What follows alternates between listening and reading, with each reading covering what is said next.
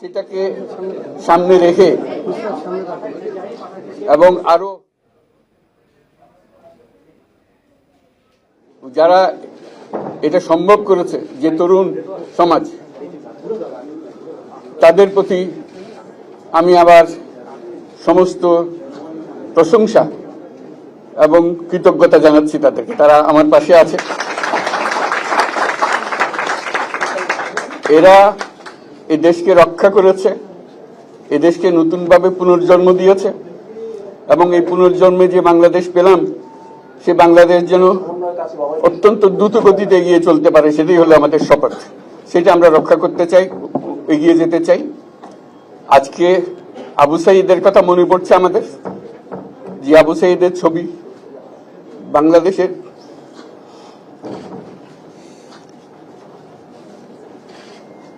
প্রতিটি মানুষের মনে গেঁথে আছে, এটা কেউ বলতে পারবে না।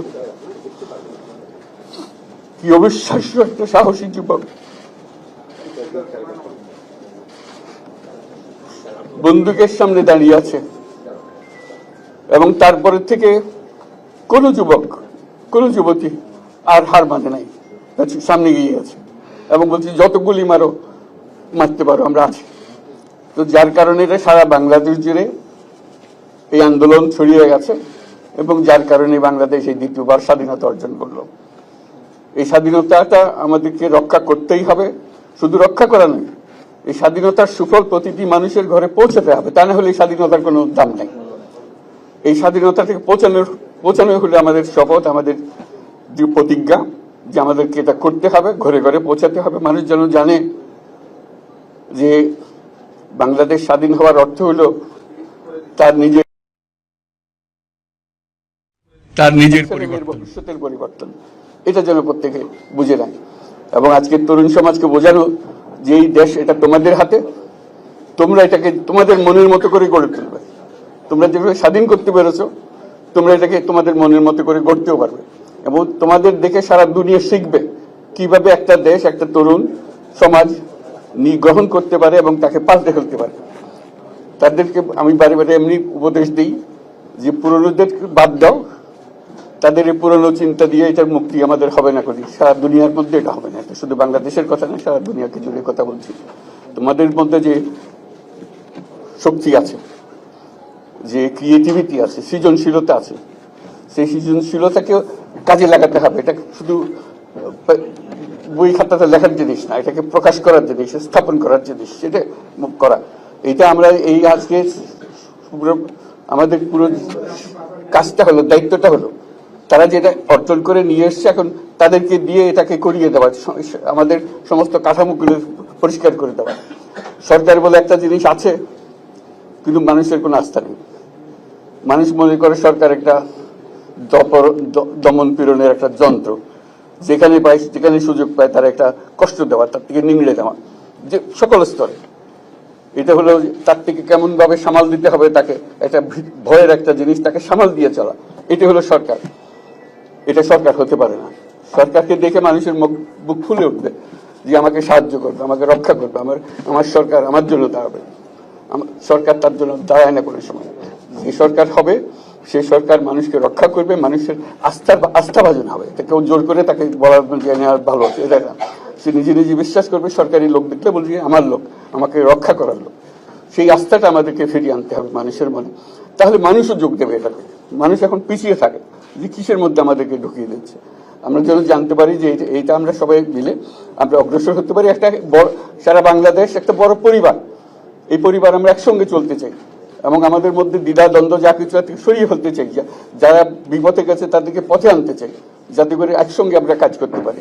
এর মধ্যে আমরা শুনলাম, আসার পথে শুনে আসছি যে এখানে আইন শৃঙ্খলার ব্যাঘাত হচ্ছে, মানুষকে আক্রমণ করছে, ঘর বাড়ি জ্বালিয়ে দিচ্ছে, সম্পদ জ্বালিয়ে নষ্ট করছে, চুরি করছে, দিয়ে যাচ্ছে, অফিস আদালতে আক্রমণ করছে, সংখ্যালঘুদের উপর আক্রমণ করছে, হিন্দু, বৌদ্ধ, খ্রিস্টান, আহমদিয়া সবার উপর আক্রমণ করছে।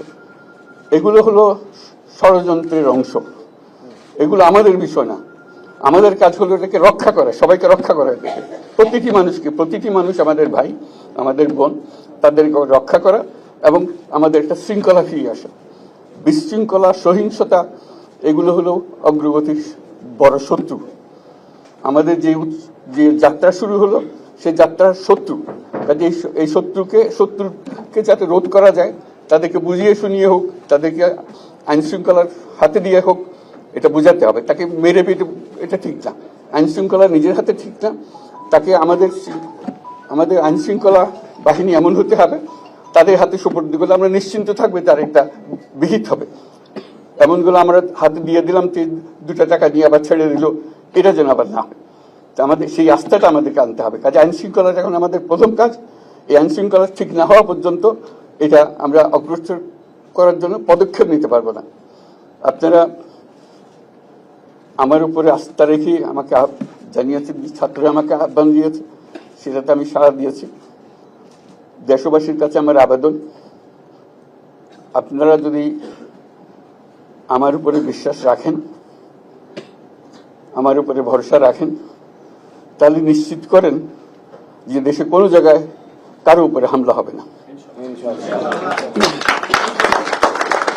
এটা আমাদের প্রথম দায়িত্ব। এটা যদি আমি করতে না পারি, এটা আমার কথা যদি না শোনেন আপনারা, তাহলে আমার প্রয়োজন এখানে নাই। আমাকে বিদায় দেন, আমি আমার কাজে থাকি, সেখানে আমি ব্যস্ত থাকি। যদি আমাকে প্রয়োজন মনে করেন, তাহলে আমাকে প্রয়োজন মনে করলে আপনাদেরকে দেখাতে হবে যে আমার কথা আপনারা শোনেন। আমার কথা না শুনলে আমার কোনো প্রয়োজন নাই। আমার প্রথম কথা হলো, আপনারা বিশৃঙ্খলা থেকে দেশকে রক্ষা করেন, আপনারা সহিংসতা থেকে দেশকে রক্ষা করেন, যাতে আমরা যা আমাদের ছাত্ররা আমাদেরকে পথ দেখায়, সেই পথে আমরা এগিয়ে যেতে পারি। এটা একটা খুব সুন্দর দেশ হতে পারে, বাংলাদেশ একটা খুব সুন্দর দেশের সম্ভাবনাময় দেশ। কাজে এই সম্ভাবনাগুলোকে আমরা নষ্ট করে দিয়েছি। এখন আবার সেই বীজতলা আবার তৈরি করতে হবে, আবার আমাদেরকে জেগে উঠতে হবে। তারাই এই বীজতলা তৈরি করবে, তাদের হাত দিয়েই হবে, এবং তাদের দিকে আমরা তাকাবো, এবং আমরা তাদের নির্দেশ মতে আমরা অগ্রসর হব। এখানে সরকারি কর্মকর্তা কর্মচারী যারা আছেন, সেনাবাহিনী, বিমান বাহিনী, নৌবাহিনী প্রধানরা যারা আছেন, তাদের প্রতি অনুরোধ, আমরা একটা পরিবার, এইটার মধ্যে যেন আমাদের গোলযোগ না হয়, আমরা একযোগে একসাথে চলতে পারি, এবং আমরা তড়িৎ গতিতে একটা সুন্দর বাংলাদেশ গড়ার পথে এগিয়ে যেতে পারি। সেটাই আমার কামনা। আপনাদের সবার কাছে আবেদন, আমাদেরকে সেই সুযোগ দেন, আমরা সেই পথে আমরা যেন অগ্রসর হয়ে নিজে প্রশান্তি পাই। পৃথিবীর সবাই আগ্রহ করে তাকিয়ে আছে আমাদের দিকে। এখানে যখন ছাত্ররা রাস্তায় নেমেছে, পৃথিবীর সব জায়গা থেকে অভিনন্দন এসছে, যে তারা অবাক হয়ে গেছে। আমাদের তো গা শিউরে উঠেছে, প্রতিদিন যা হয়েছে অবিশ্বাস্য কাণ্ড। তাদেরও এটা স্পর্শ করেছে, তাদের তরুণরাও জেগে উঠছে আমাদের ছেলে মেয়েদের এই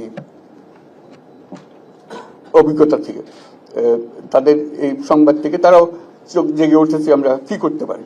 কাজে আমাদের কাজ হবে এগুলো সম্পূর্ণ করা। আমরা আজকে থেকে শুরু করলাম, সেটা আশা করি আমরা দ্রুত গতিতে এগিয়ে যেতে পারবো। সবাইকে ধন্যবাদ। আজকে কোশ্চেন আমি নিলাম না, আজকে না। Thank you.